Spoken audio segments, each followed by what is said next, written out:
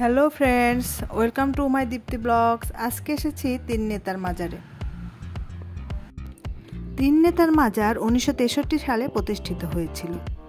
এর স্থপতি ছিলেন মাসুদ আহমেদ এবং এস.এ. জহিরুল ইসলাম দ্বারা ডিজাইন করা হয়েছিল। এর সমাধিতে সমাহিত তিনজন রাজনৈতিক নেতা বিভিন্ন তারিখে মারা গেলেও তাদের সবাইকে একই এলাকায় সমাহিত করা হয়েছিল, কারণ তারা তিনজনই পূর্ব পাকিস্তানে গুরুত্বপূর্ণ অবদান রেখেছিলেন এবং সকলেই রাজনৈতিকভাবে জড়িত ছিলেন।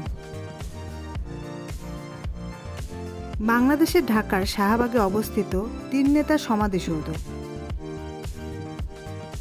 বাংলার পাকিস্তান আন্দোলনে তিনজন বিশিষ্ট নেতার সমাধি রয়েছে।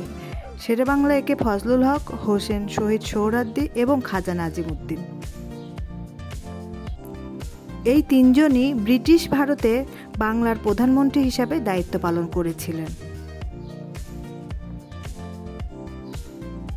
এবং স্বাধীনতার পর তাদের মধ্যে দুইজনই পাকিস্তানের প্রধানমন্ত্রী হিসাবেও দায়িত্ব পালন করেছিলেন।